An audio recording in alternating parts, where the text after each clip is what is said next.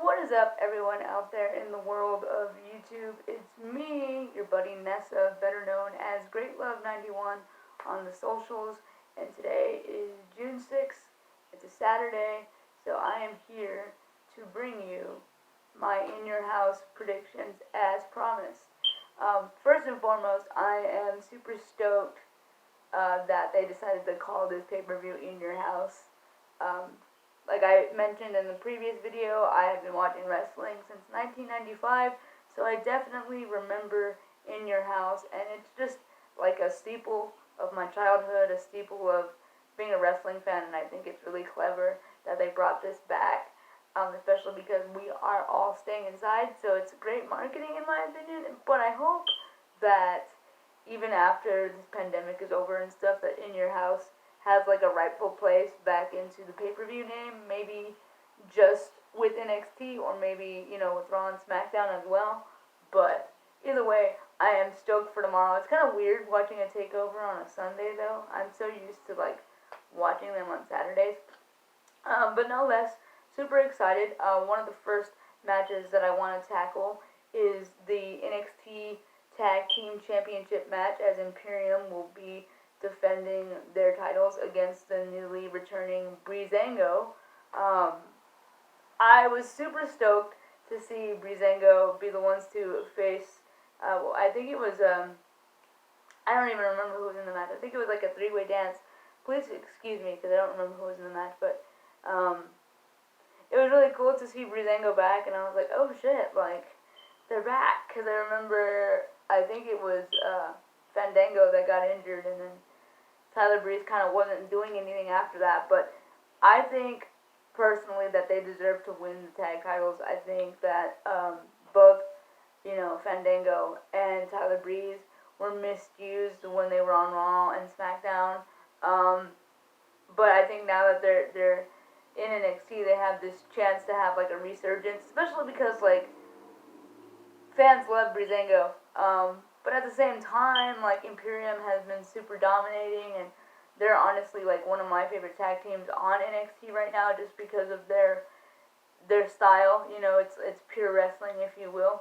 But with that being said, though, I think I'm gonna go with Breezango winning the tag team titles from Imperium. I could be wrong. Honestly, either way, I'm fine. I enjoy both competitors, so I'm cool either way. The next match on the card is Finn Balor Finn Balor facing Damian Priest. It's crazy because, to be honest, I love Finn Balor, and if anybody like knows me on social media and knows me even on here sometimes, like they know that I support Finn Balor, and I love the fact that he's in NXT. However, this feud between him and Damian Priest has been the least interesting to me. It kind of just happened out of nowhere, and there was no really proper build for it, in my opinion. So it's kind of like I don't really care about this match. I think the proper thing to do would be to have Finn Balor win, just because he just came back to NXT, and he needs something strong. He needs to be built as this strong guy, because we need to remember like who he used to be. But at the same time, I think Damian Priest could use the win too, because he's kind of like this new guy, and you kind of want to be able to take him seriously. So it's one of those matches where like I think one of them losing is kind of like a bad decision, and it kind of hurts both of them. But with that being said, I still think Finn Balor will pick up the win here against Damian Priest. The third match on the card is a match that, I don't know if it's going to be this order or whatever, but the third match I want to discuss is a match that was just announced last week on NXT, and I was like, if you guys saw my tweet, he saw me say that this match is going to be amazing, and I'm already salivating thinking about it, and that is the 6-woman tag team match as Tegan Nox, Mia Yim, and Shotzi Blackheart take on Candice LeRae, Dakota Kai, and Raquel Gonzalez, formerly known as Reina Gonzalez. I miss the name Reina, by the way. I think they should have kept it, but whatever. That's neither here nor there. These 6 elements in a match together, like, I hope this match is given a good substantial amount of time. 15 minutes tops, maybe 20, I don't know, but I just want to see, stuff. We know that Shotzi Blackheart is what she calls herself, Daddy. By the way, Sonya said it first, but not like it matters. I guess they could both be Daddy, whatever. But it's not the point. As she calls herself that, she has this balls to the wall style of wrestling and whatnot. She's not reckless. She's like, she takes chances is the better word. So I mean, we saw her do like it was somewhat of a coffin drop last week on NXT. Anybody who knows Candice LeRae knows that she can go. If you've seen her work on the Indies and even her matches in NXT, there's no really like highlight. One of them I would say probably though was when she faced I believe it was Io Shirai in Worlds Collide a few years ago, I believe. That was phenomenal. Yeah, Candice is amazing. Reina Gonzalez, or Raquel Gonzalez, excuse me, she is amazing in her own right. I think that she is picking up things quickly, and she is miles better than when we first saw her in the Mae Young Classic, and I'm so proud to see her improve on that end. Tegan Nox goes without saying. Same thing with Dakota Kai. They both came back from these, horrible injuries, and they're here to, stake their claim and be like, we may have injured ourselves, but we're back, and we mean business. And the fact that, like, all of them are friends, that leads to, like, great chemistry in the ring, so I'm looking forward to seeing that match. Of course, Mia Yim, the HBIC from my birthplace, Fontana, California. I love her. She has a special place in my heart. I love her style. I love everything about her. This match is just all around happy for me. But as far as who I think is going to win, I definitely do think the Hill team will win on this. Candice legit just turned heel, so I don't really see her losing like one of her first big matches. And same thing with Raquel and Dakota. They're this new tandem, and I don't think them losing straight off the bat, like on a takeover, would do them any justice. So as much as I love Mia, Shotzi, and Tegan, I'm going to go with the Hills here and give the win to Candice, Dakota, and Raquel. Moving along, we have the NXT North American Championship as Keith Lee defends his title against my favorite guy, Johnny Gargano. Yes, that's right, I do it the Johnny Gargano way. That is my boy. He's been my boy for quite some time, since he was in the Cruiserweight Classic and then DIY. All of the stuff. Good Johnny, bad Johnny, I love it all. But at the same time, Keith Lee is this mega superstar. He has charisma oozing off of him. A lot of people still talk about his showing during Survivor Series weekend and even in the Royal Rumble. Like, he's the future of this company for sure, especially if booked properly. So it's kind of like, I don't really want to see him lose, but I don't necessarily want to see Johnny Gargano lose either. So it's one of those, what they call 50-50 bookings of like, well, it's kind of bad either way.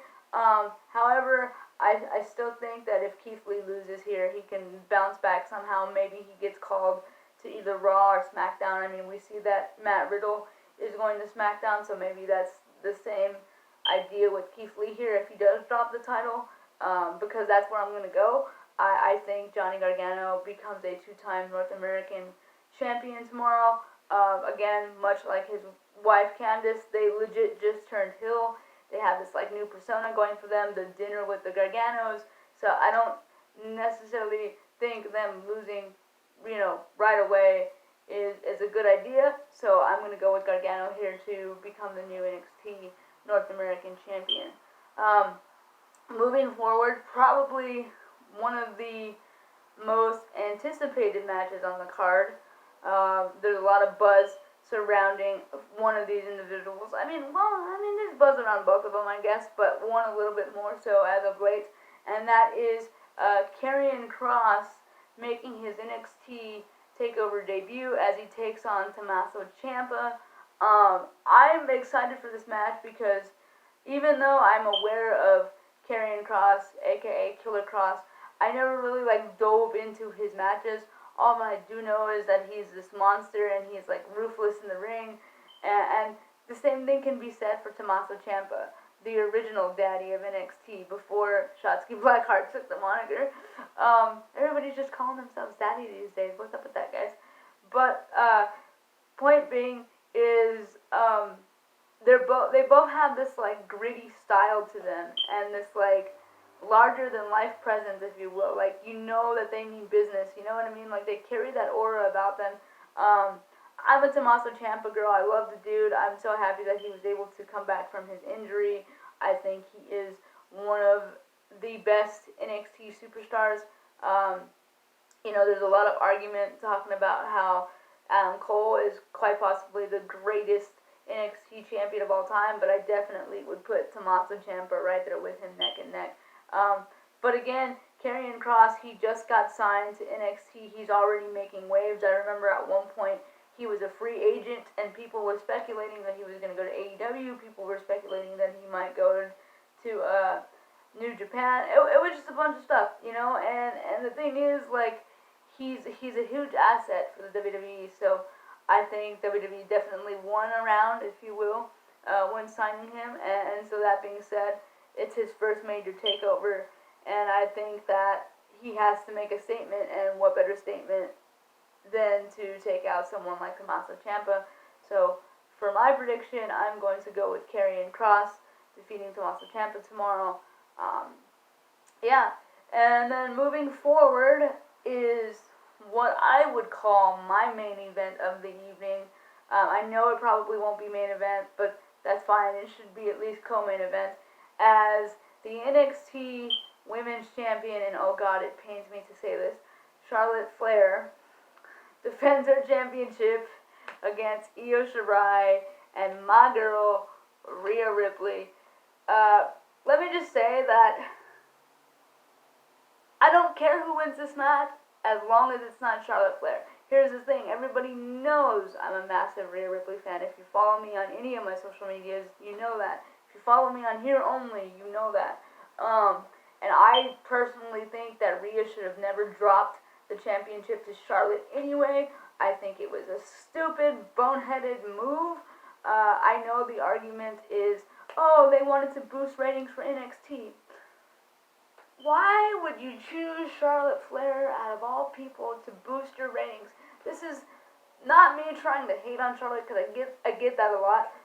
But it's just, yes, she's a phenomenal wrestler, and no one can deny that. She's arguably one of the best. You guys already know how I feel about that, and who I believe the best wrestler, women's wrestler, guy or girl, is in the WWE right now. But if you don't, go on Twitter, maybe you'll find out. But yeah, people argue that Charlotte's the best, and she's the greatest, and she's a pure wrestler. I'm not taking any of that away from her. I love her wrestling. I love her ability. She's great. It's just her constant booking of winning everything is not necessary. And here's the thing, I get it, Becky got pregnant and she was doing her own thing and she was tearing up shit on Raw, but if you wanted to boost ratings for NXT, give Becky the NXT Women's Championship, because in fact, she's someone that never held it.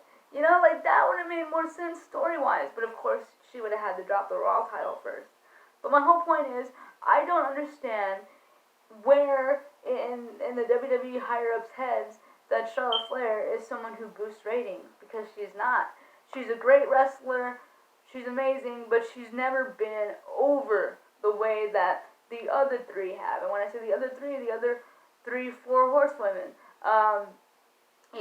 Bayley and Sasha and Becky Lynch, they were the fan favorites. They were the ones that got reactions, massive reactions. And it's not to say that Charlotte never got reactions, but while she may be the greatest pure wrestler of the 4, she's definitely not the fan favorite of the 4. So how does that boost ratings? And if it does boost ratings, then why is she still on Raw, and why is she still on SmackDown? Yes, I get it, she's a Raw superstar and she challenged Rhea Ripley, or Rhea Ripley challenged her at WrestleMania or whatever. But dude, she's in NXT now, she's the NXT champion. We don't need to see her on Raw and SmackDown. We're getting tired of her. Therefore, when NXT comes on and when she's on, we're not going to want to watch, especially if we already have this preconceived notion that Charlotte Flair is going to retain or win, because let's be honest here, in this day and age, Charlotte Flair wins everything, even when not necessary. So, for me, I don't care who wins this match. I just want Charlotte Flair to drop it. I think both Rhea and Io deserve it. Like I said, Rhea should have never dropped it in the first place. She won it in December, and then she had like 2 feuds with it against Bianca Belair, and then she goes, matter of fact, she only had 1 feud with it. Bianca Belair, and then she went straight away to Charlotte and loses it to Charlotte. And it's annoying because she only defended it like 3 times on TV and lost it at WrestleMania, and she's the woman who ended a 500 plus day reign of Shayna Baszler. Again, that doesn't make sense to me. It should have never happened. Rhea should have been the one to go over at WrestleMania, proving that NXT is new and fresh and that she is the star of the brand, instead of giving it to someone who already held the title years ago. Like, I don't know, it doesn't make sense. But my whole point is, I hope Charlotte Flair loses. As far as who I think is going to win, sadly, in my heart of hearts, I think Charlotte Flair retains. I don't know, because I supposedly in a conference call, Triple H said that they have long-term plans for Charlotte Flair to boost NXT ratings, which I don't know how the fudge that makes any sense, but it is what it is. So because of that, I think, sadly, Charlotte Flair retains tomorrow night. I don't want it. I want Rhea Ripley. Anyone who knows me knows that I want Rhea Ripley to become a 2-time NXT Women's Champion. By the way, I'm still a bit sour that that's no longer a one-woman thing, because I thought it would have been cool if Shayna would have been the only one. But it's fine. She's still the first, so I will take that win. But I just, like I said, I don't care who wins tomorrow. Of course, my heart wants Rhea Ripley, but as long as it's not Charlotte, I will settle for that. Like I said, I think Io is incredible, and I think she deserves a title run. Honestly, I mean, it's kind of a shame that she hasn't had one already. So, like I said, as long as Charlotte Flair doesn't win, I'm fine. Now on to what I think will be the main event for tomorrow evening, is the NXT Championship match as Adam Cole, baby, defends his championship against the Velveteen Dream. This match is going to be awesome. I heard that this is one of the matches that they filmed, like, for the cinema purposes. So I'm excited to see what they come up with. Apparently it was filmed, like, outside in a parking lot. I'm guessing the area where Adam Cole threw Velveteen Dream off of the building thing. So I'm excited to see where this goes.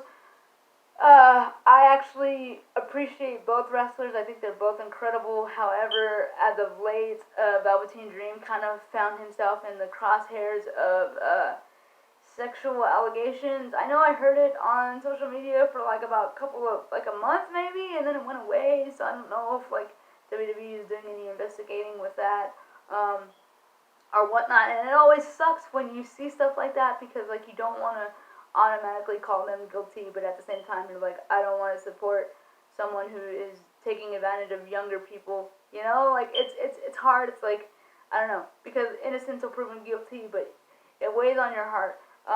That being said, it kind of sucks because if Velveteen Dream does go over tomorrow, people are going to look at it with an asterisk and they're going to be like, it's tarnished because of this. But until we clear it up, I don't know. Like I said, I haven't really heard much more on it.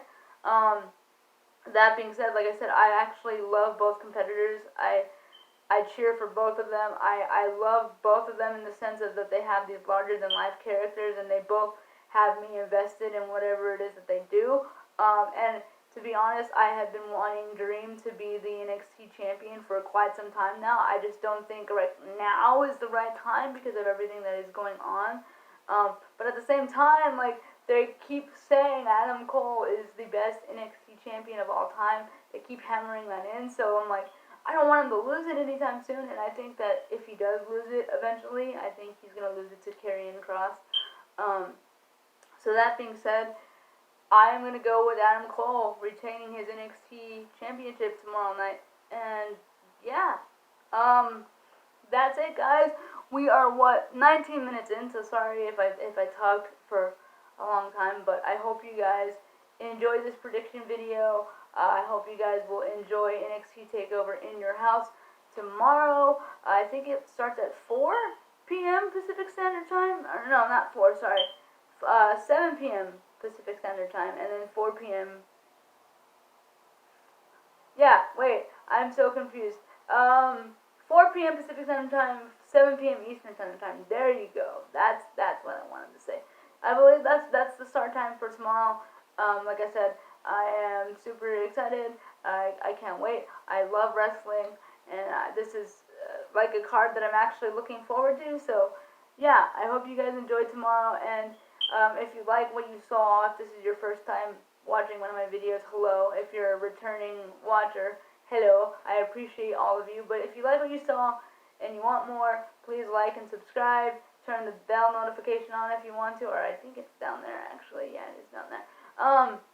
But yeah, and if you want to have more conversations with me about professional wrestling or music or whatever tickles your fancy, feel free to follow me at GreatLove91. And yeah, guys, take care, stay safe, stay happy, but most importantly, stay addicted to the squared circle. Later, guys.